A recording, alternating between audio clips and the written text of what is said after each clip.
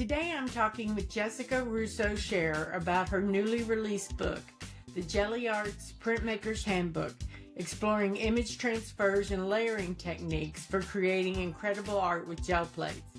Jessica was a popular guest when she was here before. That would be episode 2. That time we did a typical Beyond the Brayer interview. This time we're just focusing on the book. I have to confess, I get a little fangirl while I'm talking to her, both because she's such a sweetheart and because the book is just that good. Full disclosure, I did receive an advance copy from the publisher, but that in no way has influenced my thoughts about the book. Because the book is just that good, I've decided to give a copy away on my mailing list. All you need to do is subscribe at beyondthebrayer.com, sign up as in the footer, and watch the October 16th newsletter for instructions on how to register. Of course, no purchase will be necessary. Hi, I'm Cindy Jones Lantier, your host for Beyond the Brayer. I'm a longtime gel printer and the owner of the Gel Print Enthusiast group on Facebook. Before we dive into today's episode, I'd love to invite you to connect with our community. If gel printing is your thing, come join us in the Gel Print Enthusiast group on Facebook. Not on Facebook? No worries, you can follow Beyond the Brayer on Instagram or head over to beyondthebrayer.com for full show notes and all the links. Now let's talk with Jessica about the new book. Hello, I'm here with Jessica Russo Scherr, and I'm happy to talk about her new book called The Gelli Art's Printmaker's Handbook, which I received an advance copy, and I'm so grateful that I did because it's juicy, full of lots of good stuff. I see a pile of them on your behind you. Yes, I just got them not even a half hour ago. I just opened Oh, up how a exciting. pile of them. So I'm very, very excited. They are starting to be shipped out in some ways. So like some of the advanced copies like you've received, and then anyone who's pre-ordered them will be getting them within the next few weeks. Yay! I also pre-ordered a copy because I want to give it away on my newsletter email list. Oh, that's so wonderful. Thank you. Oh, that's You're welcome. fantastic. You're welcome. I'll share details about that later with the audience. But anyway, so let's get into the book. One of the things I love about it is you do some basics, you do some color theory, and then you give us a lot of ways to do transfers. Most people are familiar with magazine resist transfers and then laser and inkjet transfers. But Yes. you give us a lot of other ways with collaging and reverse painting and additive painting and just all of this. So would you talk a little bit about some of the extras, the charcoal transfers, and just all the other things Yes. you do with image transfers besides what we're familiar with? Yeah, I think when I was putting together what would be potential chapters for the book, I was really looking at what a lot of people always ask me questions about, and also the things that I post on social media and things that really resonated with people and like, oh, that's pretty cool. How could I do that? And I wanted to take this opportunity to kind of lay it out in a book in a way where you can come into it with reading the book with little or no experience at all and kind of build up those skills as you move through the chapters to get to doing transfers in a lot of different ways, and not necessarily that you have to be that good by the time you get to it, but you can find different pathways to be successful at printmaking with the gel plate, because we all know that it's unpredictable at times and it It's can just finicky. be, yes, it's very finicky. And I try to gear the book to like, look at all these cool things you can do if it doesn't work out this way. What else can you do with it? And, even if you do something repeatedly over and over and over again, sometimes it doesn't turn out the way you think. So how can you pivot? How can you build on your creativity? What else can you do with this thing? Yeah, and then there's even a chapter, on mastering mishaps. Yes. So you And I really think walk that's us through what to do. Yeah, and to be honest, I probably could have written a book that was all about the mishaps. You know? just what, what happens when you get a print that the paper tears, or the transfer doesn't come out like you wanted to, the layers don't come out, or maybe the left side looks really good but the right side doesn't, and you end up with a stack of paper. And one is, how do you have that happen less, because it Hmm. can be very frustrating. And let's face it, when you go to create, you don't always want it to be frustrating. You want it to be rewarding. You want it to have that flow experience where you get to enjoy the process as well. It's good if it's challenging, but you don't want it to be frustrating. And then also, like, what do you do with those mishaps? How do you keep that pile of things that you don't want to toss, tossable? And how could you possibly reuse that left side of that gel print that kind of looks really cool while the right side doesn't? Yeah, I was doing image transfers over the weekend, and my images were prepared identically. I used the same tube of paint on all of them, so it should have worked out the same. But I had one that I had several copies of each image, and I had one that I could not get to print, even though I think I was doing the same thing. But obviously, for some reason, on that one piece of paper, that one image, I wasn't doing something. Yeah. Um, and this is where I do get a lot of people who reach out to me who say, I tried an image transfer and it didn't work. I need a more expensive or fancier laser printer. And I don't think that is the case most of the time. I can't speak for all laser printers out there and the quality of them. I certainly am not an expert in that.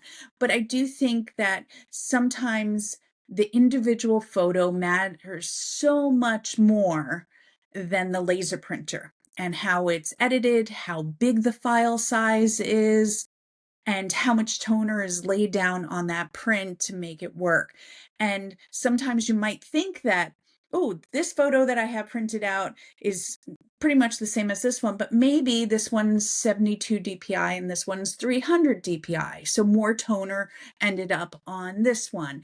And when you're looking at them on the screen, you might not be able to tell the difference. When you look at them printed out, you might not be able to tell the difference, but the gel plate knows the difference. It certainly does. It certainly does. And one of the things that I really enjoyed about the book is you mentioned editing, is you walk us through the editing process, which, as I said in our last interview, I had never really thought of. I had taken pictures, converted them to black and white, printed them out, and went, this doesn't work. So can you talk a Yes. little bit about the importance of editing? Certainly. Editing, I think, is the most key part of doing image transfers. And you don't need necessarily Photoshop and expensive software to do it. If you have that software, you can do a lot more things, but you don't need it. I do a lot of my editing also on my phone, and as long as you're really trying to understand that if you're doing image transfer with a laser print, it's a resist process. The toner of the laser printer has little bits of plastic in it, and it repels the acrylic paint. So it does some sort of magic thing when it's on the gel plate, and all the places where there's not toner on your photocopy, the acrylic paint is soaking up into it, and any place that's toner, it's just staying on your gel plate. So if you don't have enough toner, it's going to soak up into those parts of your gel plate. And if you have too much mid-tone, so it's not enough high contrast, it's also not going to work. It's not going to soak up in those lighter areas. So you're going to have too much paint left on your gel plate. And just learning how to edit your photos to create that higher contrast, even just using your phone, is really key. And making sure you're not taking, uh, adjusting the settings on your phone so you're not taking really small photos. So if you have your photos set so you save storage on your phone, for example, and you're using smaller file sizes, that might be harder. Or if you find a really cool photo online and you take a screenshot of it and then you try to blow it up, it's like trying to put on a pair of socks that are made for a toddler. There's just not enough information there to kind of stretch it out over the gel plate, so it won't work. So paying attention to the file size and how much contrast there is. And once you get that, then if you can play around with other types of editing, like to create halftone. So if you want not just black and white and super high contrast, things like halftone are those little tiny dots that we see in printing a lot of times, not just printmaking, but like newspapers and things like that. And that helps create those gradients, those grayscales. And it also works very well for gel printing. So when I do something that is slightly more detailed, I'll use halftone. And I usually use Photoshop for that. Good to know. Good to know. I'm lucky in that I do have Photoshop for another reason. Yes. So yeah, that's good to know. Um, One of the things that I really enjoyed about the book is you give us process photos, a lot of detailed process photos, and you show the final project, so we know what all this work is supposed to come out to in the end. And I really appreciated that because so many times we see the final project and a few process photos, but we don't really see enough process photos for something that's new to us to be able to really follow the process easily. I think, yeah, I think this might be the fact that I teach full-time art, middle school through high school. So that is my main thing, is trying to communicate how to do something to kids and trying to make them understand. So I've been teaching full-time art for 25 years. So I have a lot of experience in how to structure understanding and visuals in a way for kids to follow instructions. And by no means do I try to dumb it down in here, but I know there's key points where people go astray. And I Hmm. also know there's key points where you kind of need to see the messy work behind it in order to. There's that moment when you're creating where you're like, is this coming out right? This looks ugly. This looks messy. And that's usually like the key point where you kind of have to push through and get out Hmm. of your head and just work, and it works out. So I did think it was important to have enough visuals in the book. The book has close to 300 photographs in it of my work in the process, as well as 30,000 words to help explain it. So for all of us visual learners out there, as well as needing the text there to support it, it's got both. Yeah, it really does. And I remember you had mentioned that in our previous interview, which I will link below. But you had mentioned that in our previous interview that it had 30,000 words and almost 300 photos. And I'm like, oh, that's a substantial book. But when I saw it and saw the print is not huge. So, I mean, it's got a lot of information. When I saw the book, I thought, well, that's not very big, but it's got a lot of information in it. There's not a lot of fluff. Yeah. This is how you do it. And I think that's also goes to me teaching kids. You don't have room for fluff, and if I lose their attention, if I get slightly off track, I've lost them and I can't keep them focused. So Yes. I try to write it in a way that it isn't boring, because it's just step one, step two, step three, but it's more focusing on the parts that you need to know.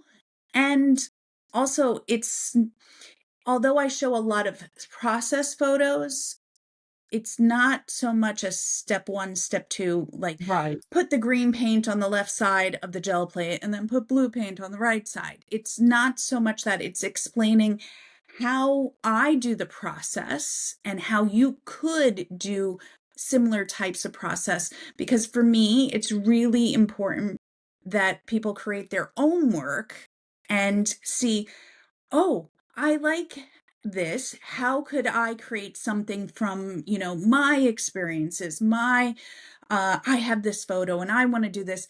You don't need to recreate something in the book. You can learn how the process works and create your own things. That's so important. That's so important. I know that a lot of times projects that I see, not in gel printing so much, but in other things are, like you said, the green paint goes on the left, the blue paint goes on the right. And so I can successfully finish the project, but I haven't necessarily learned anything. Yeah. Yeah, and if something doesn't go right, you don't know how to pivot and change and, master those mishaps. And y- y- you don't really have your own voice in the work, where you're saying like making those decisions. Oh, what if I put a little bit of, you know, purple paint on there, or what if I do this? And that experimental process is really important for learning and building your skills. So there's a lot of there's some things that are, step 1, step 2, but it's really open-ended in how you could do it, and hopefully just the right amount of words to guide you to make you feel supported as you're working way through the book. I have several books on gel printing, and this is one of the best, I have to say. Thank you. Thank you. Yeah. That means a lot. That really means a lot. I When you do something like this, you work on it for a year without, like in isolation. You're just Hmm. focused on the work, constantly doing, doing, doing, and um it's kind of scary putting it out in the world. I bet it is. I bet it is. I've never written a book. I've written a chapter that contributed to a book, and I've written magazine articles, but and that's scary. Yeah, yeah. See, after the first magazine article I did, the next month when I went to the letters to the editor, I was so afraid to read them because I was so afraid I was going to get slammed, but I Well, didn't. I could imagine. I'm sure you didn't, but I could imagine that, nervousness. And Hmm. with teaching, I get immediate reaction whether something works or doesn't work, or how responsible, and I can pivot. With something like this, it's just like getting it to the end, and you don't, you really don't know until it's in people's hands. Yeah. Well, I wish you the best of luck with it because people, it really is a good book. As the owner and main admin of the Gel Print Enthusiast group on Facebook, I get a lot of questions about image transfers. And so now I'm really excited that I have a resource that I can say, that's really too long for me to answer in an email. Go read this book. Oh, that's wonderful. And I'm glad it could be helping people. That's really important for me. I'm sure it will just be a tremendous amount of help because I know that I'm kind of gushing, but it really is a good book. Thank you. Yeah. So let's see what else we talked about in the book. Oh, one of the things I wanted to talk about was the difference, in case people don't know, of reverse painting and additive painting. Yes. Yes. So, when you paint on a gel plate, and let's say you do an image transfer, and if you could just put one layer of paint on it and then add paper, wait for it to dry and pull it up. But reverse painting is where you do a little bit more. You start with the details and do smaller painting in, and then work on bigger areas and bigger areas. And it's called reverse painting because you're painting behind the photo. Sometimes I get people who haven't done gel printing before going, why don't you just paint on top of the photograph? Why do you need the gel plate? And you're like, you're painting underneath the photo, if that makes sense. And so it's really a little bit of a mind shift when you're working to paint underneath the photo. But once you do all of that and then you are able to lift it up off of the gel plate, sometimes that's just not enough. And people shouldn't feel like, oh, well, I lifted it off the plate, the print is done. Additive painting is it's painting. You're painting then on top. And this is a great way for you to just pull out details that might have gotten lost, master some of those mishaps. If something didn't print well, just got stuck, you can go ahead and fix it up. Why not? It's still paint on your paper. It Mm-hmm. doesn't have to be underneath the photo. You can do it on top. And sometimes with especially if you're doing like an image transfer in black, sometimes that black can be a little overpowering. It can form these big black voids in your work, and you can also just paint on top of it and bring this out. I did a post last month for Gelli Arts. It was a seafood seller in Vietnam, and I did a lot of additive painting on it because it had such strong darks in there that some of the shapes just kind of blended together. But with just a little, it was a not a ton of additive painting, but it was enough in the right areas that it just pulled out the shapes and made everything make more sense.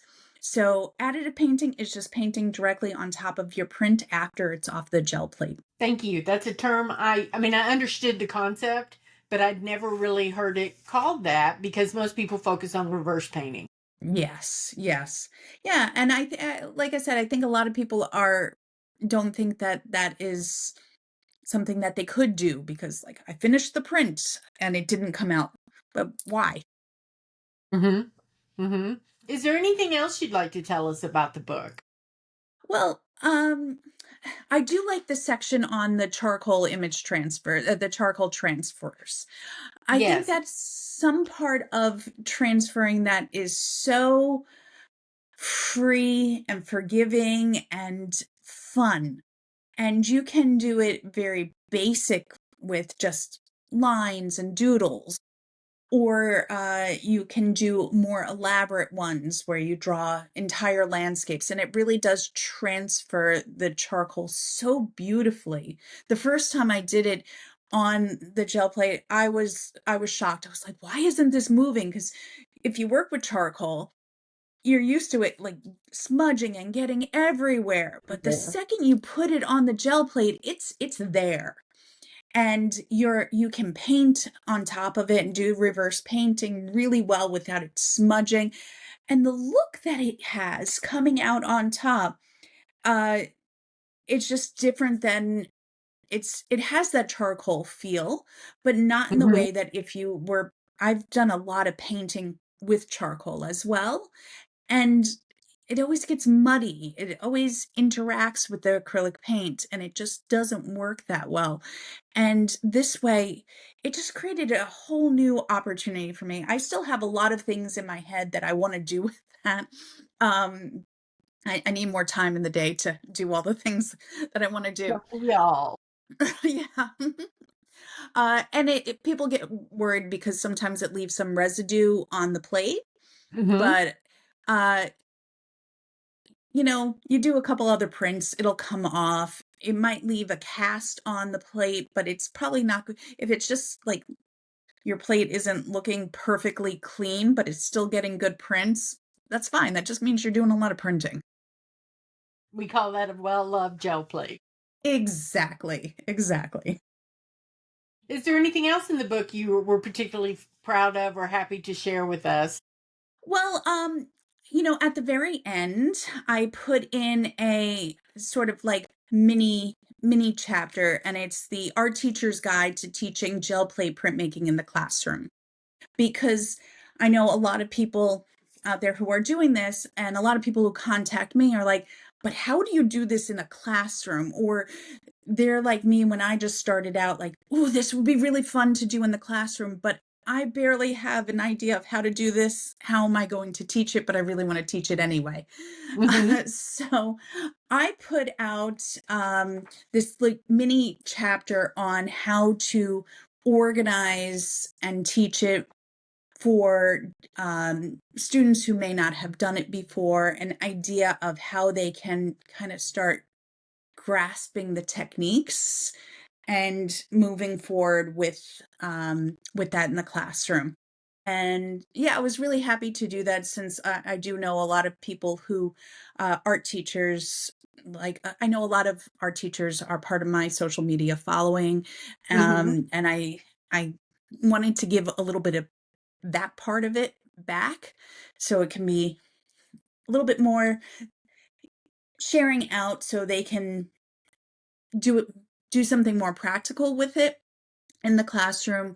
Then even if they feel like they don't have control over everything with it. I think that's a wonderful attitude and a wonderful chapter because, like you said, I know that a lot of your followers are art teachers. And so it's nice to kind of give them a heads up, a little nod to them.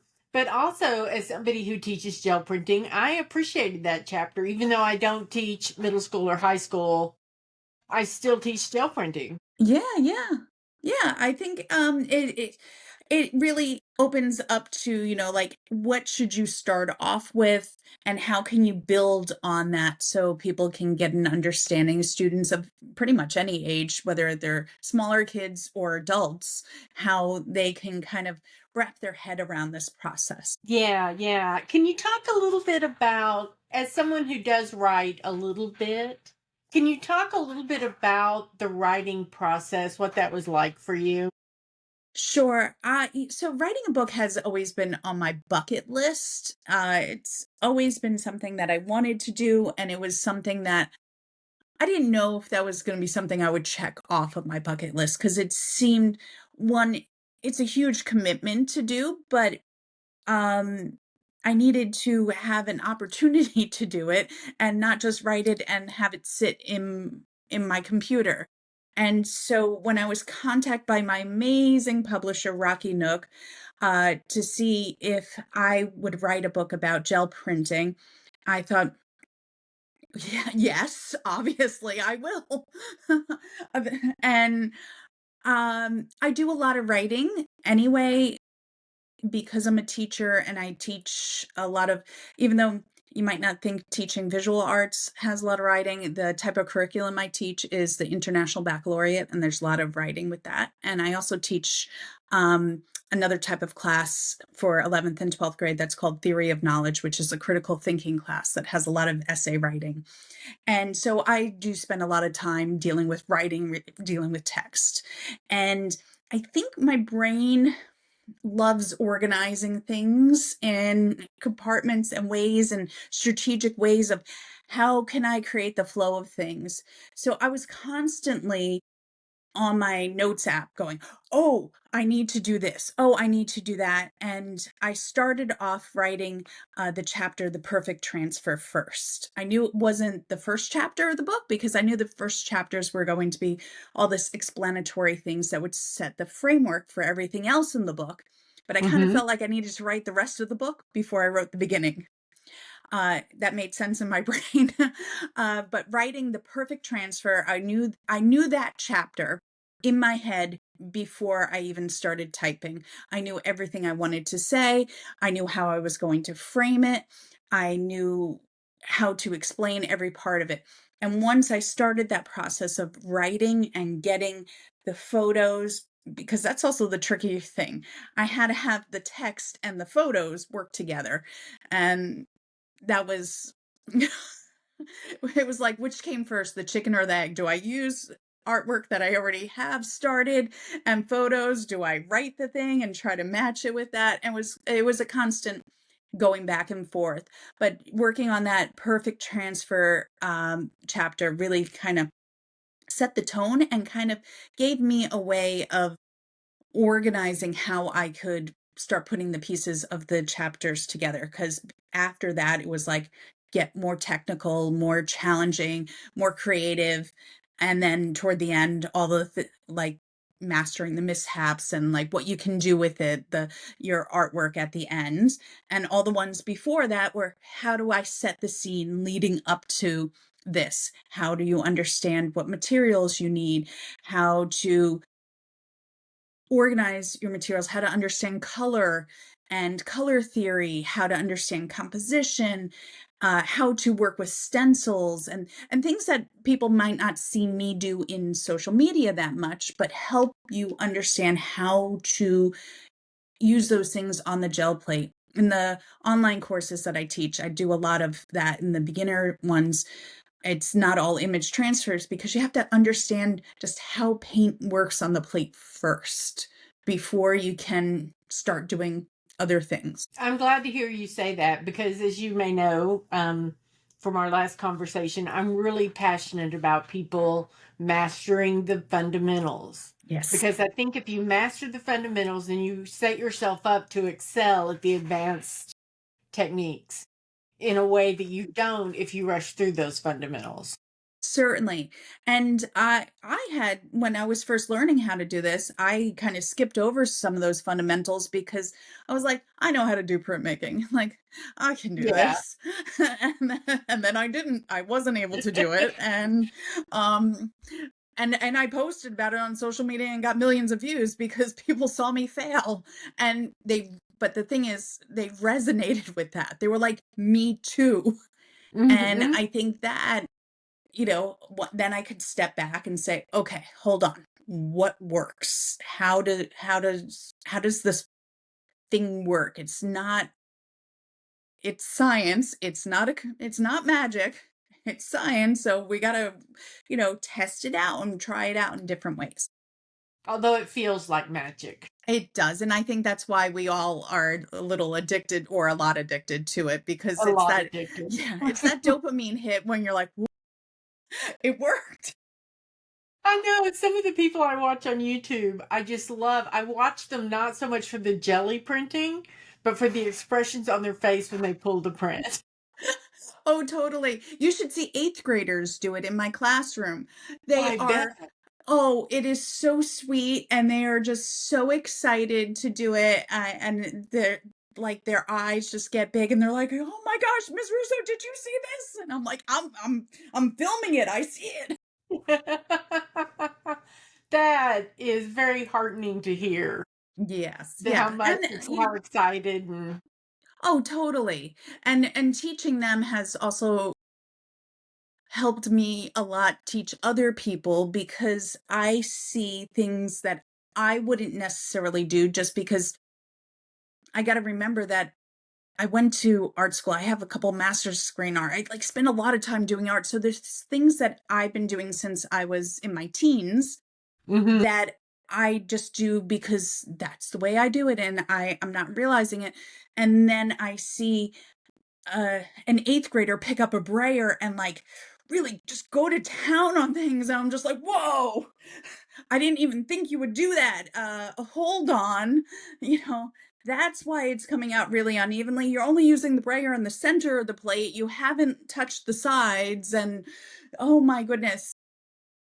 So seeing, you know, young kids trying to do this has really helped me understand how other people who don't have my experience would go about doing this. So I could take a step back and say, oh, okay, when you're using the brayer, slow, even pressure, don't overlap too much. That's an excellent point. I don't teach children generally. So I never thought of that. Although when I was a soap maker, I had a 14-year-old in my classes. Came to every class I taught. And I did, now that you mention it, I wasn't conscious of it at the time. But now that you mention it, it did change how I teach because things Mhm. that an adult knows about science and cooking, because you cook so, a 14-year-old doesn't necessarily know, and it did change how I explain things Yeah. to the next class. Yeah, we just take certain things for granted, and some adults might not know those things because they don't spend all their time cooking or doing their things, and you can kind of step back from those things. That's really cool. Hmm. Hmm.